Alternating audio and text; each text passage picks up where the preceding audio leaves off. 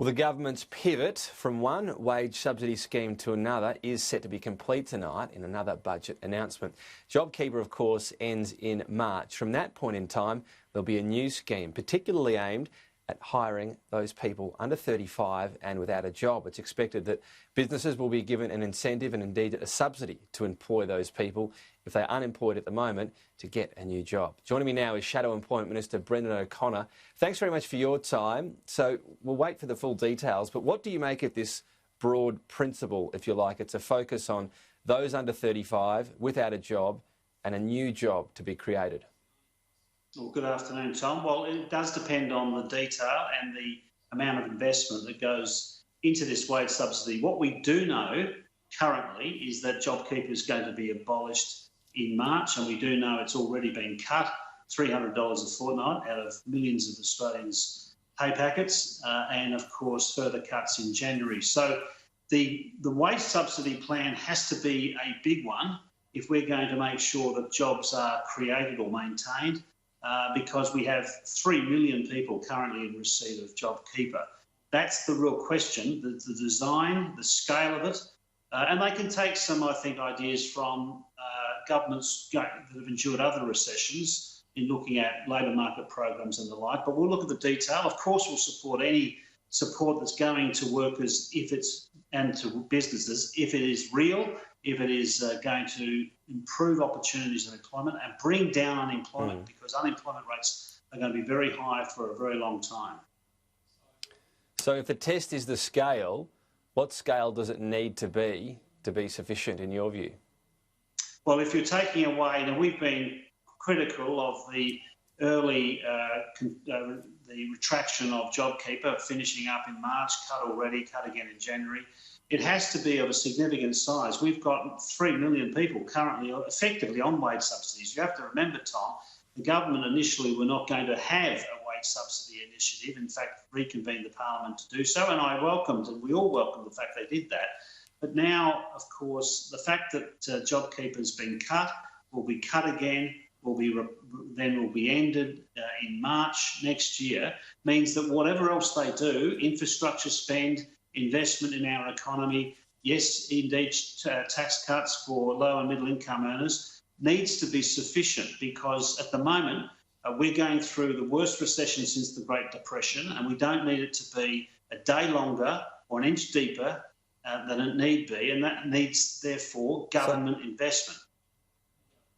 So what about, though, what's happening clearly in a broad sense? In March, JobKeeper, as it's known now, ends, and this will at least be part of what replaces it. Does that make sense? Because by March, if you still need to employ someone only with a JobKeeper subsidy, perhaps you just have to say at that point, well, the job is no longer there, it's not sustainable, and instead focus on replacing those jobs with a new job, a different subsidy, if you like.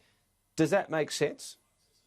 Well, look, I think it's fair to say that as we ease restrictions, if we're able to continue to do that, if there's no further breakouts around the country, and to date on the health front we've done better than most countries, as you know, Tom, then of course we need to ensure that we're investing in areas with our real employment opportunities, and that means also investing in industries like manufacturing. But I just take it to the point where there's been an announcement on manufacturing of a $1.5 billion initiative, but at the same time, currently they're looking to cut $1.8 billion in R&D for manufacturers. Well, you can't give with one hand. That measure looks gone, though, doesn't it? Well, let's wait and see. Just you can't give with one hand and you can't take with the other. And it's the same with the wage subsidies. There's no point announcing a very small wage subsidy plan in place of a significant investment that's actually maintained employment levels and our economy. But I understand that, but let me put it a different way then. Sure. Sorry to jump in. Let me put it a different way. So by March, just very simply, ignoring whatever replaces it, by March, if you can only employ someone based on a big subsidy from JobKeeper, whatever else might replace it, that's not a sustainable job, is it? Look, it's not something you can do indefinitely. The question then is, are you taking out money too early in September and January? Well, that's the question for you. I mean, by March, let's assume we're still on a steady scale You know, the government has said it will react if other waves come and so on. But if we are on this steady march out and there are no more Victorias, if you like, March is generous enough, isn't it? I mean, it's a long time with JobKeeper in place. Well, what we're talking about is billions of dollars being taken out as of last week and, of course, in January too. So it's not about just March. It's about how much money has actually been taken out of the economies. It currently supports businesses, currently supports workers, 3 million workers, thousands and thousands of businesses. And in its stead, what is going to be put there? Well, we'll need to see. But we are concerned when this government sometimes initiates wage subsidies. They're not effective, just like the Job Path program was not effective. But also, focusing on people under the age of 35 might be unfair, given how many middle-aged workers and older workers actually lost their job. So I think we need to look at the detail. Of course, we'll support initiatives that help workers, right. but we need to make sure it's sufficiently there is a big restart to do so. Program that's been in place for, I think, 6 years now to hire older Australians. It's a $10,000 grant. I mean, that's effectively already in place. Are you saying something on top of that for an older cohort of Australians as well?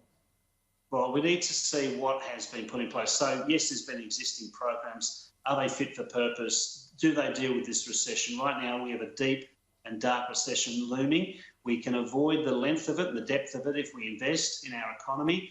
And that budget tonight has to show that workers and businesses are put first. The government says that's what it's all about. We'll find out.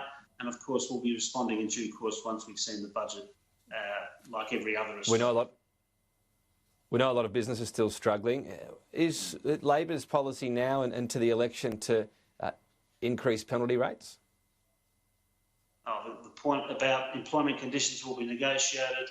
I don't think that's been the focus, frankly. The focus is about maintaining and creating employment. That's the focus of the country. It should be. It should be the focus of the government, certainly the focus of Labor. We'll be focusing on increasing opportunities and we'll be providing alternatives if required, if the government doesn't do enough. Because otherwise we're going to go into this year, to the end of next year with very high unemployment and the recession will be deeper and longer than need be, Tom, and that would be a dreadful tragedy for many thousands of Australian workers. It's fair to say, though, on penalty rates, given where everyone else's wages are going at the moment, given the impact on business during a pandemic, is that something that will need a bit of a rethink?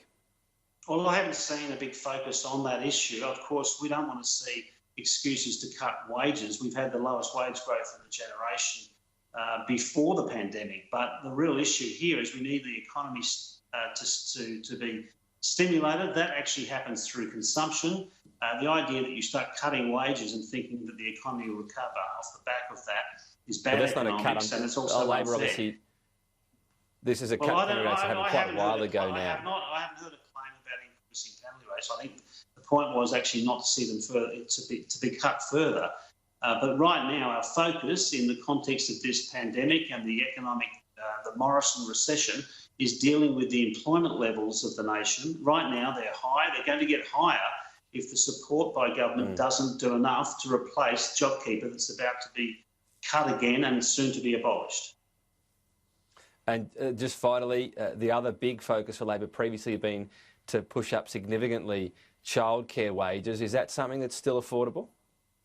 Well, I think you need to look at everything in the context of the economy we're confronting. And of course, our focus will be maintaining employment, increasing employment opportunities, but also ensuring people get a fair, decent wage. Of course, that's also part of it. But let's just take it one step at a time. Right now, we have a looming, we're in a recession. We have to deal with those economic challenges. If we do not, then of course, we're going to see unemployment levels at a level that we haven't seen for decades. And that would be a terrible shame for thousands upon thousands of Australian workers and their families.